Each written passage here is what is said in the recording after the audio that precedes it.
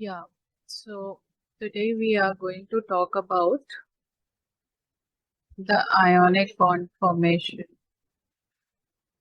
or they are also known as the electrovalent bond. But in order to understand this ionic bond formation, first let us quickly revise the formation of the ions. As we discussed in our previous class, it was just that if we talk about any element which has one, two, or three valence electron is a metal, and the metals they lose those valence electron, the electrons present in their outermost shell, and whatever number of electrons they lose, they get that equivalent positive charge. So they get the positive charge and they result in positive ion, which is known as the cation. So if you have potassium with atomic number 19, its electronic configuration is this. With one valence electron, it is unstable, so it will lose this one electron, and losing one electron will fetch it a 1 unit positive charge, and its octet is complete now and it is stable.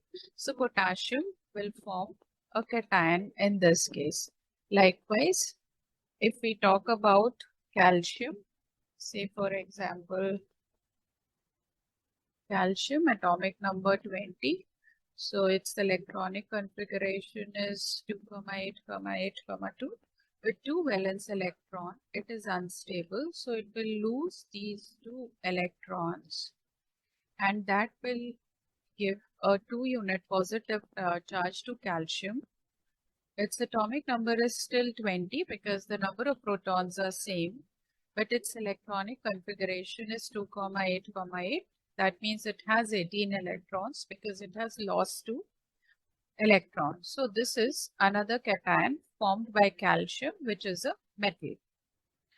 Then we talk about non-metals. We learned that those elements which have either 5 or 6 or 7 valence electron, they are considered as non-metals, and they gain the electrons and they add it to their valence shell so that their octet is complete, and this gives them a negative charge and the anions are formed. The negatively charged ions are the anions. So if we look at one of the very common non-metal oxygen with 2,6 configuration. So in order to complete its octet, that is to have a stable configuration of 8 electrons in the outermost shell, it should borrow 2 electrons from some other element, and when it gains those 2 electrons, it results in formation, means it gives it a extra -2 charge because it has gained extra electron, and so now oxygen has 10 electrons, but its atomic number is still 8 because the protons are still 8 in the nucleus. So this is how the metals, they form cation, and the non-metal, they form anion. Now let us see the formation of an ionic compound, the simplest being the sodium chloride. So sodium chloride indicates that it has got sodium atom and it has a chlorine atom. What we will do, we'll write down their atomic number, write down their electronic configuration,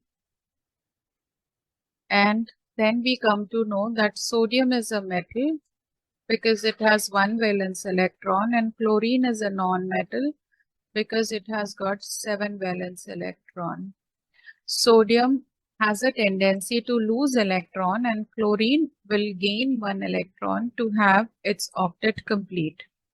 So this entire process we can represent with the help of the Lewis dot diagram, wherein you will be representing the element and its valence electron. So sodium has one valence electron, so I'm using one dot to represent one electron present in the outermost shell of sodium. And for chlorine, which has got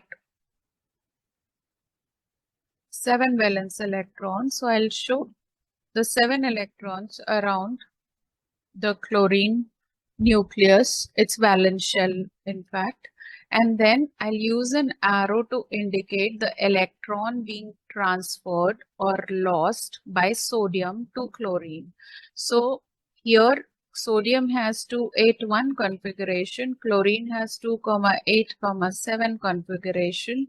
When they react together, sodium loses one electron, that gives it a plus unit positive charge, and chlorine on the other hand gains one electron from sodium, will represent because for sodium the valence shell, this when the electron is lost, this shell will disappear, so it is left with 2,8 configuration, and chlorine will now add one sodium electron, and it will also be 2,8,8, that will give it a negative charge. Now we know that the opposite charges, they attract each other, and that force of attraction is nothing but the ionic bond or the electrovalent bond. So this results in formation of a compound NaCl, which is an ionic compound. So this is one case. The other case, we can take one more example. Say magnesium oxide. So this suggests that magnesium, which has atomic number 12, is present in this compound, and the electronic configuration for magnesium is 2,8,2. And oxygen is the other element which is present in this compound. Its atomic number is 8 and the electronic configuration is 2,6. So oxygen needs 2 electrons and magnesium does not need these 2 electrons. So we'll show the Lewis dot diagram showing how the bonding will happen between magnesium and oxygen. We will remember we are going to represent only the valence shell electron, the inner electron, the electrons which are present in the inner shell, they don't react, they don't participate in the chemical reaction. So we are not representing them. So it loses 2 of its electron to magnesium, to oxygen. This gives earlier this configuration was 2,8,2. This gives it a configuration of 2,8, and with the loss of 2 electron, it gets a 2 unit positive charge. And oxygen, on the other hand, with 6 electrons in the valence shell, will gain 2 more electrons from magnesium, and that will give it a 2 unit negative charge. And the electronic configuration for oxide ion is also 2,8. Now these oppositely charged ions, they'll stay together because the opposite charges attract each other, and that force of attraction is the ionic bond existing between them, which is holding them together. And because there is one magnesium atom and one oxygen atom involved in this, so we have magnesium oxide written like this. This is how magnesium oxide is being formed. Now, it is not always necessary. Maybe you are feeling that the combining element should have equal tendency of losing and gaining the same number of electron. No, it is not so.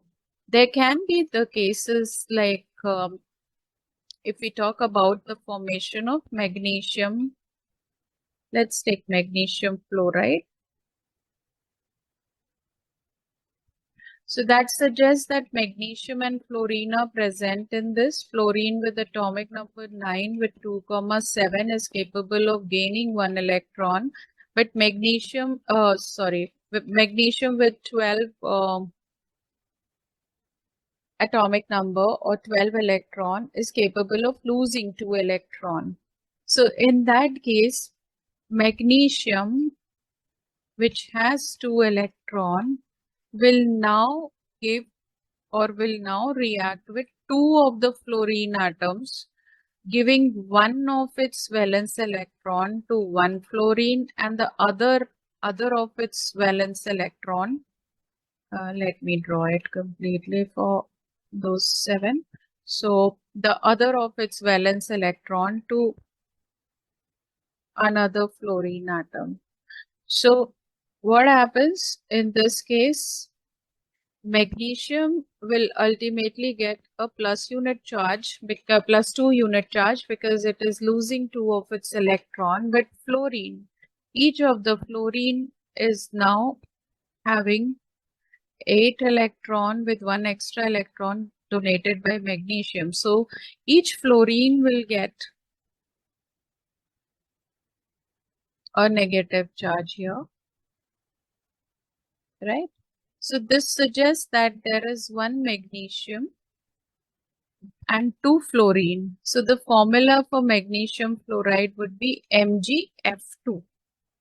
So this shows that a molecule of magnesium fluoride will have 1 atom of magnesium and 2 atoms of fluorine bonded together via ionic bond. Now there's another way of writing this formula, like we reached to this formula after finding out how many electrons are lost and how many are gained by how many fluorine atoms in this case. But we can also do it the other way. For example, we take the same case of magnesium fluoride. So magnesium and fluorine, if they are bonding together, the first attempt should be that we should try to find out what is their valence electron. Accordingly, we can find out the number of electrons lost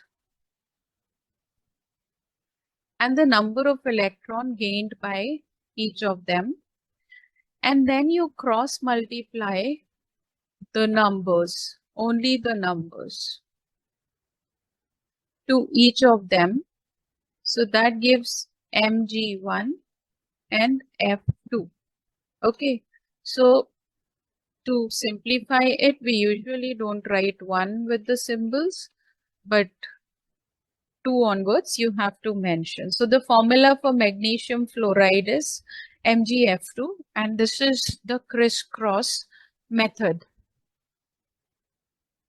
Other example we can take here, another example we can take here. Say, let's talk about the formation of calcium oxide. Now calcium, what you'll do is you'll identify the element, write down their atomic numbers, write down their electronic configuration, identify how many electrons they are going to lose or gain. So calcium will lose 2 electrons, that gives it a +2 charge.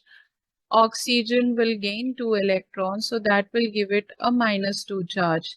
While writing formula, just cross multiply the numerical coefficients and you get Ca2O2. Now, in such cases where you find these coefficients with a common factor, you can simplify them to write them, or you can reduce them to their simplest form, and the formula for calcium oxide would be CaO instead of Ca2O2, right? In the same manner, if you'll try to write down the formula for say calcium nitride. Now, calcium nitride indicates there's calcium and there's nitrogen. Nitrogen with 7 electron and calcium with 20 electrons. write down their electronic configuration, find out the number of electrons lost by calcium, and that gives it a positive 2 charge. And for nitrogen with 5, it needs 3 more to make it 8 to complete its octet and become stable. So when it is gaining 3 electron, that gives it a 3 unit negative charge. Now you multiply. Why am I writing like this? Because every time like you get confused, should we transfer the charges as well? No, we don't have to. We simply have to multiply the numerical values so of the charges. So the formula for calcium nitride would be Ca3N2. So this is known as crisscross method, and this is how actually we write down we find out where the ionic bond is possible. Then how can we represent that ionic bond formation via Lewis dot diagram? And then we can also work out the formulas, the correct formulas for those compounds formed.